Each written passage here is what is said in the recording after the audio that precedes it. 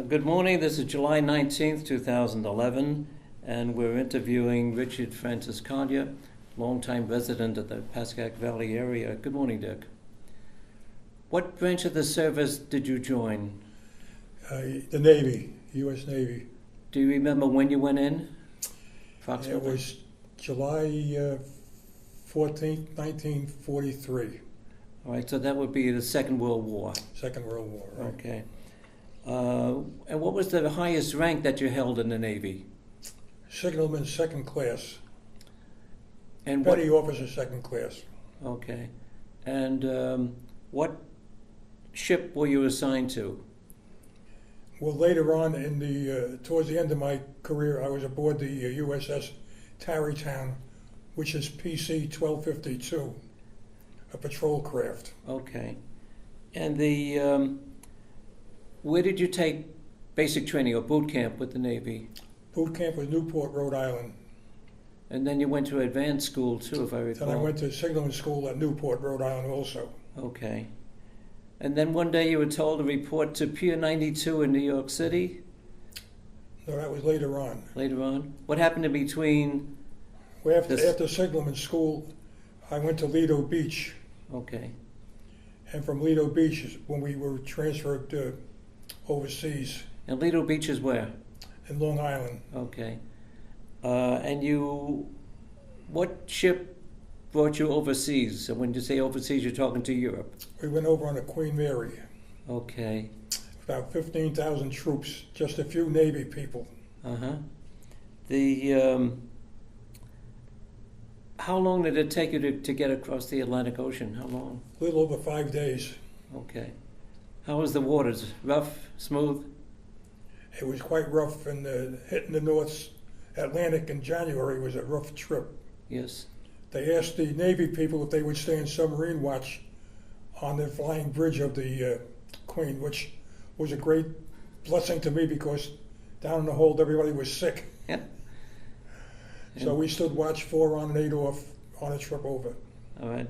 And when you're topside, at least you got the fresh air. Amen. Made the difference, yeah.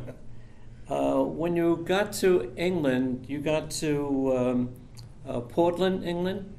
Portland? Well, we landed in Scotland. In Scotland. And from Scotland, a few of us were transferred down to a British base in Portland, Weymouth, England. It was called the HMS Attack. Mm-hmm. And actually it was the United States Navy Advanced Amphibious Base. But there were just a handful of us there. We worked with the British Navy for a while. Right. What did you do with the British Navy? We were degaussing the bombardons, which were part of the Mulberry Harbor that was going to be towed over to Omaha Beach. And what is degaussing? What is that all about? Well, the Germans had mined the English Channel with magnetic mines. The bombardons were a couple hundred feet long. They were all steel, and they would attract the magnetic mines, so we had to neutralize them so we could tow them across. And that's what we did for several months, just degaussing all these bombardons. Right.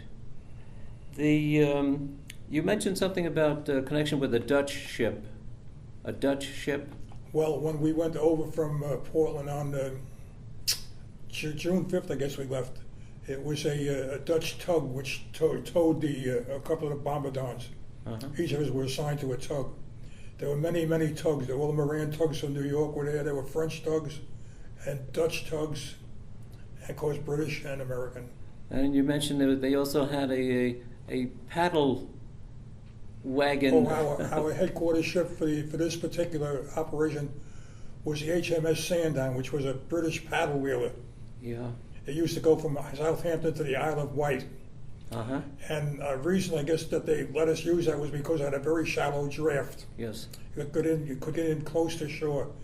In fact, during the evacuation of Dunkirk, this ship was very instrumental in rescuing a lot of the British troops from Dunkirk. Mm. And you said it was a coal-burning ship. It burned coal, yes. Yeah. Okay, so is that what brought you over to Normandy?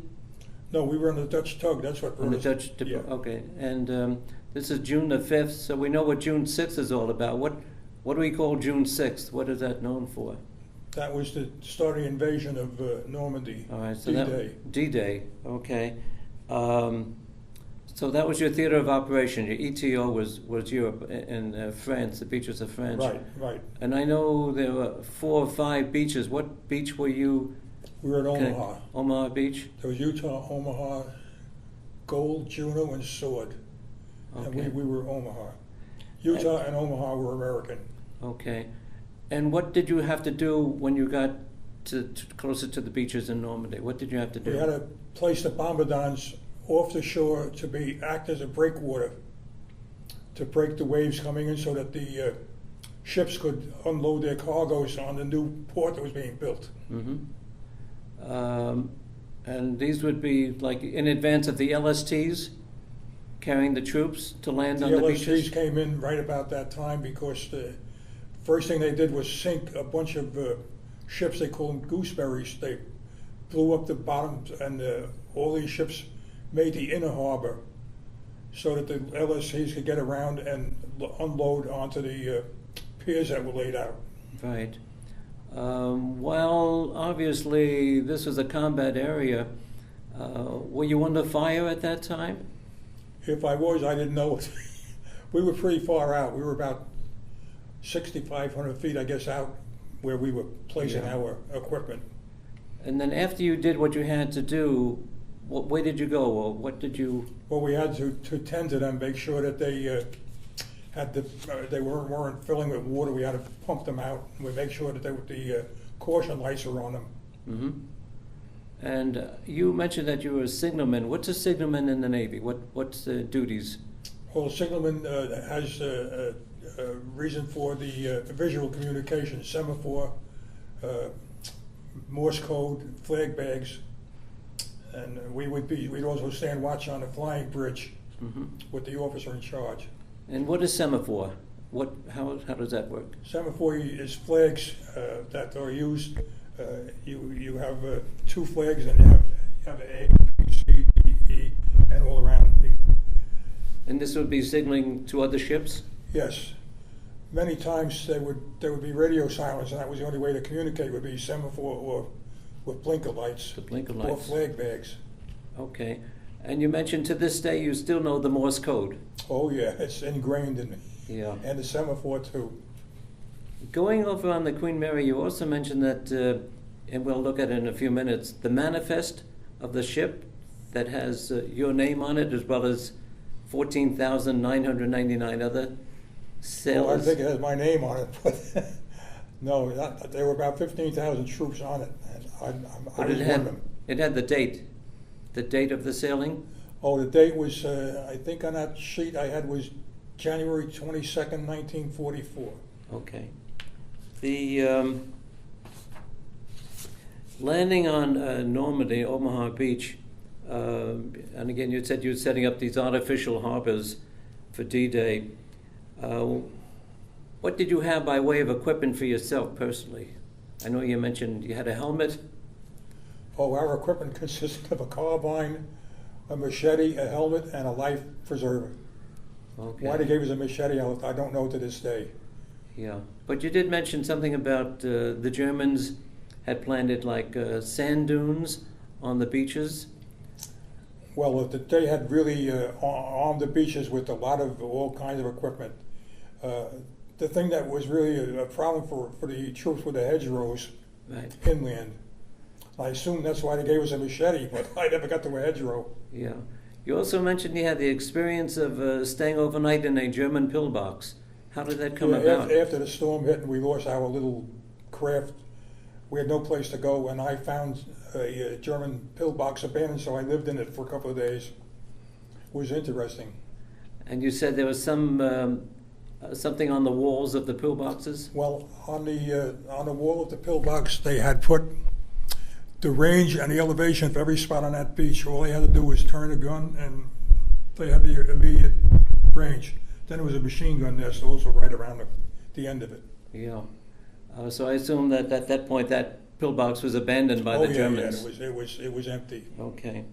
The ship, the USS Tarrytown, You said it was a sub-chaser with a steel hull. It was a steel hull sub-chaser, yeah. What's the significance between the steel hull and a wooden hull? Why? Well, I think the wooden hull would not attract any mines, for one thing. That's the only difference I could see.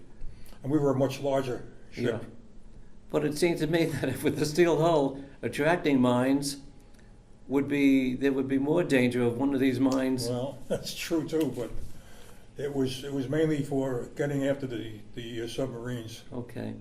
And you also mentioned about you'd had the barrage balloons above the ships. The Dutch tug, their entire armament was a 20 millimeter gun and a barrage balloon. Okay. The barrage balloon went way up high, and the reason was to prevent the Germans from flying in low and strafing, is what I was told anyway. Okay. Serving in the European theater, and we'll look at the medals and the combinations in a few minutes, but you earned the European Theater Medal with 1 star, Right. the American Theater Medal, Mm-hmm. the Victory Medal, the Certificate of Recognition by the French government, the Jubilee of Liberty Medal for the Normandy coast operation presented by the United States government, if I recall. You mentioned about a shipmate of yours, Jim, by the Bill Braunworth. Bill Brewer. Who was he, and where did you meet him? Bill Braunworth and I became friends in boot camp. Okay. And when he left boot camp, he was assigned to the USS Collier, a destroyer. The Collier was covering Utah Beach, and they were supposed to be shelling the beach. There was supposed to be a plane above them laying a smoke screen, but it was shot down. So they were sitting ducks, and the Germans sunk him. And Bill, they never found his body. His name is on the wall, and they're missing at the cemetery. Mm. Did how did you find out about the Germany surrendered? Where were you, and how did that come about? I was over at our base in Portland, Weymouth. We heard it on the news. And on VE Day, was there celebrations in England? Did you celebrate on VE Day? Oh yeah, I packed my sea bag right away. Okay, you're anxious to get home. Amen. Okay. What did you do on the last day of service? Gee, that's a good question. Can't even remember that. Just was so happy to get home. Yeah, your sea bag was packed. And what happened the first day that you came home? Of course, I was welcomed with open arms by my mother and father and family, and I got my old bedroom back, so I was all set. Okay. Now, home meaning in New Jersey, Bergen County? Beg pardon? Was it in Bergen County that you came home to, Bergen County? Hackensack. Hackensack, okay. And following your military service, you went to college, if I recall. Right. I went to Seton Hall on the GI Bill. Okay. Like a lot of guys did, the Mm-hmm. GI Bill. And after graduation from college, you said you had miscellaneous occupations and Right. professions. But in 1963, you went into the... Went to the FBI, yeah. Okay. What brought you there? What was the attraction to the FBI? Oh, I was always interested in law enforcement, and this was the premier law enforcement agency, so I kept trying to get in it, and finally made it. Right. And what were your duties with the FBI early on? Well, they varied. My first office was Detroit, Michigan. I did general criminal work. Second office was Birmingham, Alabama, where I worked the Klan, Ku Klux Klan, and civil rights. That was in 64, 65. Then I was in New York. I worked Soviet counterintelligence for 10 years. And I was transferred to Newark, and I went back to general criminal work. Okay. And then you retired from the FBI? Yeah, they had mandatory retirement. After 20 years, you had to retire. Did anything happen during the war that affected your life, like for the rest of your life? Did anything? I think I had a better appreciation of life and country. Yeah. Do you think the war was worth the price?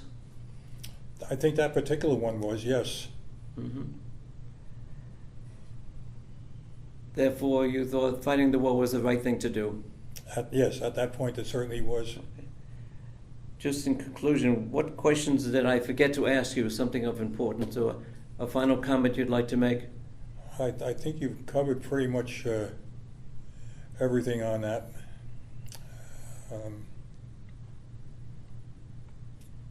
That's about it. Okay. As one veteran to another, we thank you for your service. Thank you. Pleasure to be back.